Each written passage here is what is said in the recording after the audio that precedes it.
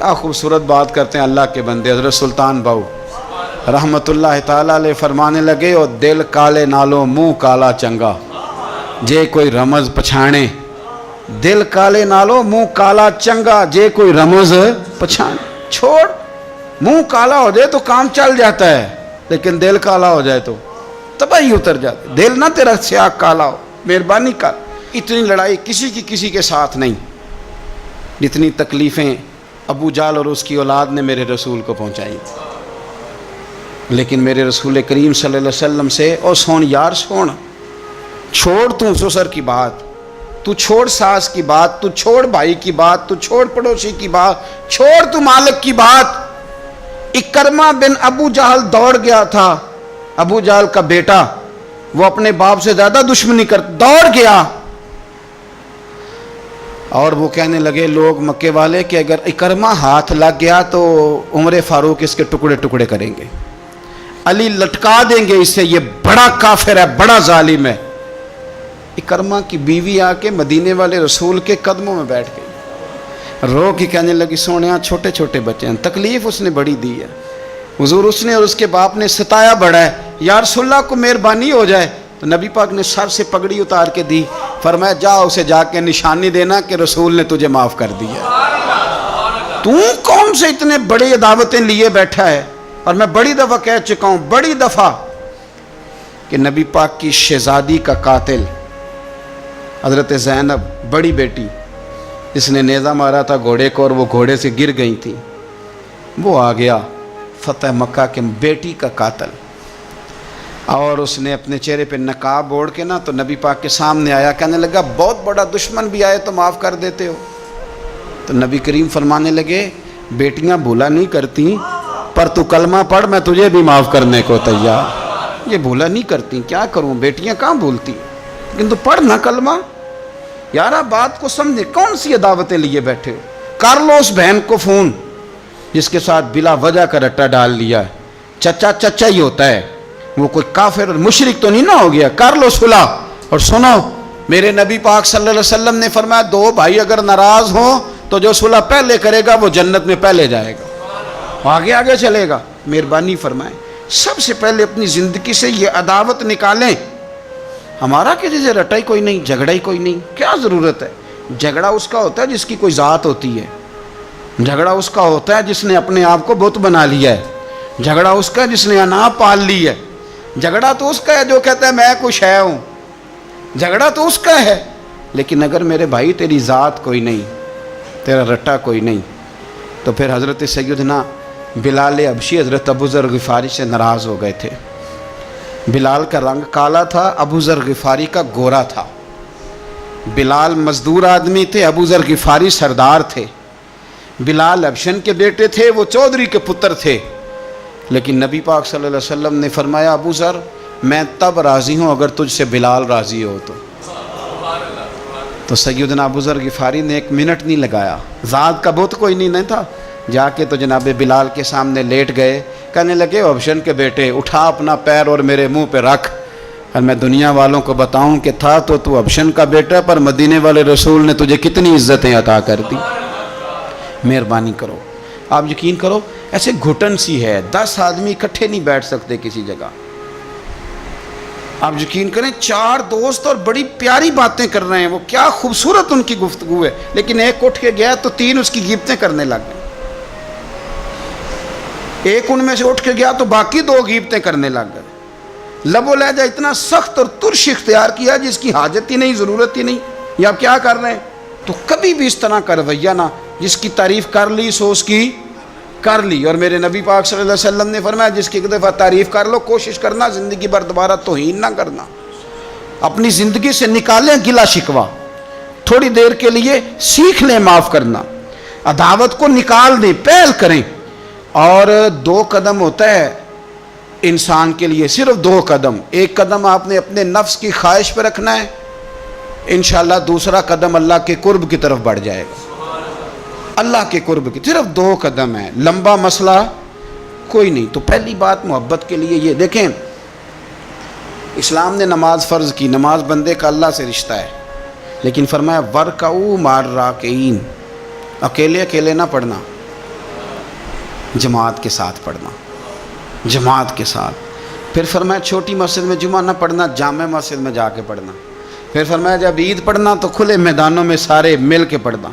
پھر فرمایا جب حج پہ آؤ نا تو تمہیں سکون شلوار قمیض میں ہے یا تہمت کرتے میں ہے، لیکن یہاں جب میری بارگاہ میں آؤ نا میرا دل کرتا ہے سب کا ایک رنگ ہو، سفید۔ اور بڑی خوبصورت حدیث ترغیب و ترہیب میں نبی کریم صلی اللہ علیہ وسلم نے فرمایا کہ جب لاکھوں حاجی میدان عرفات میں جمع ہوتے ہیں نا، میدان عرفات میں کوئی بہت عالیشان بندوبست آج بھی نہیں ہے، آج بھی لوگ چٹائیوں پہ بیٹھتے ہیں، اور اے سی والی بس میں بھی آپ بیٹھ کے جائیں تو پھر بھی کچھ نہ کچھ گرد آپ پر پڑی جاتی ہے، وضو کرنے جائیں تو پھر بھی کچھ نہ کچھ ریت سر میں، داڑھی میں، بالوں میں پڑ جاتی ہے، لیکن لاکھوں لوگ آئیں پر اکٹھے ہو کے آئیں۔ اکیلے اکیلے کوئی میدان عرفات میں جائے اور 9 ذی الحج کے علاوہ جائے تو یہ مقام اسے نہیں ملتا، لاکھوں آئے، اکٹھے آئے۔ تو حضرت ابو ہریرہ رضی اللہ تعالیٰ عنہ فرماتے ہیں رب کریم آسمان کے دروازے کھول کے فرشتوں سے فرماتے ہیں ذرا نیچے تو نظر کرو۔ فرشتے دیکھتے ہیں نیچے تو اللہ فرماتے ہیں ان کے چہروں پر گرد ہے، یہ بڑے بڑے بنگلوں میں رہنے والے، ان کی حالت دیکھو کتنی آج خستہ ہے، گویا تم نے تو کہا تھا نا یہ فساد پھیلائیں گے، تو فرشتوں مجھے بتاؤ یہ اربوں پتی، یہ مفتی، یہ صوفی، یہ علامہ، یہ شیخ، یہ پیر، یہ اتنے اتنے بڑے لوگ یہ کدھر آئے ہیں بتاؤ؟ تو فرشتے عرض کرتے ہیں اللہ تجھے راضی کرنے آئے، یہ لاکھوں لوگ گھر بار چھوڑ کے تجھے راضی کرنے آئے۔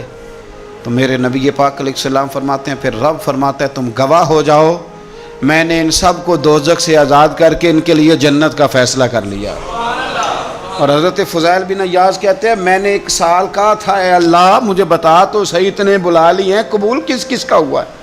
تو کہتے ہیں میں اور جاگتے ہوئے تو عاطف غیب سے ندا آئی فضیل تو کو منشی نہیں اللہ کی رحمت کا کہ تجھے پوچھ کے قبول کیا جائے گا، میں نے بلایا ہی اسے تھا جس کا میں نے قبول کر لینا تھا، دوسرا میں نے داخل ہی کوئی نہیں ہونے دیا، یہاں آیا ہی وہ ہے جس کا میں نے قبول کرنا تھا۔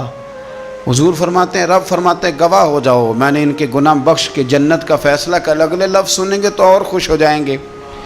نبی پاک علیہ الصلوۃ والسلام فرمانے لگے، حضور فرمانے لگے رب فرشتوں سے فرماتا ہے انہیں بھی بخش دیا ہے اور جن جن کے لیے یہ دعا کریں گے میں ان سب کی بھی مغفرت فرما دوں۔ تو یہ ساری اجتماعی عبادات مسلمانوں کو آپس میں جوڑنے کے لیے، آپس کی محبتوں کے فروغ کے لیے۔ زکوٰۃ کیا ہے؟ امیروں کا غریبوں کو حصہ دینا۔ قربانی کیا ہے؟ اپنے پیسوں کا جانور خرید اور اپنے پیسے لگا کے اسے ذبح کر، پھر اس کا گوشت بنا، ساری ڈیوٹی تیری پر دینا غریبوں کو۔ یہ کیا ہے؟ یہ لوگوں کو ایک دوسرے سے جوڑتا ہے، یہ محبتیں پیدا کرتا ہے۔ میرے نبی پاک علیہ السلام نے فرمایا ایک دوسرے کو تحفہ لیا کرو، دیا کرو، اس سے محبت بڑھتی ہے۔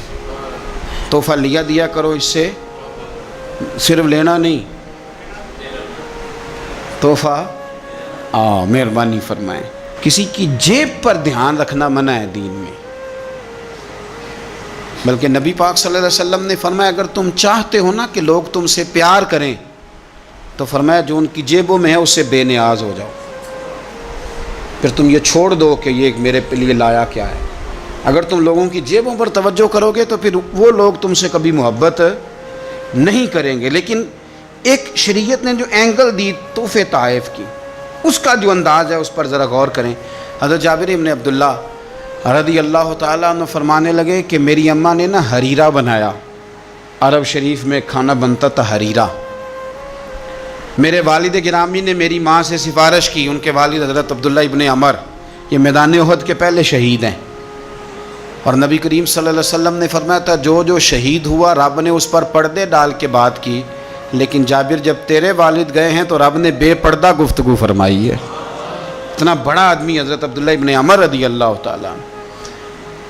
تو انہوں نے نا اپنی بیوی سے کہا کہ اچھا سا حریرہ بناؤ، میں نے سرکار کی بارگاہ میں پیش کرنا ہے۔ تو کہتے ہیں بڑا پیارا، میری ماں نے نا بڑی خوشبو اس میں سے آ رہی تھی، وہ تیار کر کے اور بڑے برتن میں ڈال کے اوپر سے ڈھک کے مجھے دیا۔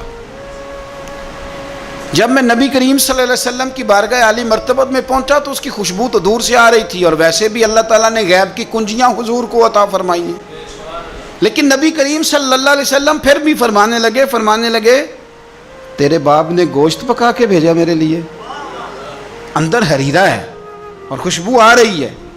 حضور فرمانے لگے تیرے والد نے کیا گوشت بنا کے بھیجا؟ اللہ کرے آپ کو سمجھ آئے میری بات۔ سرکار کسی سے کسی چیز کا مطالبہ کریں تو یہ اس کے نصیب ہیں، یہ تو وہ قبول ہو گیا۔ چونکہ نبی کریم کی تو بیٹی سیدہ فاطمہ کے گھر اگر شام کو کھانا نہ پکے تو رب جنت سے بھیج دیتا ہے، تو سرکار کو تو محتاجی نہیں کسی کی۔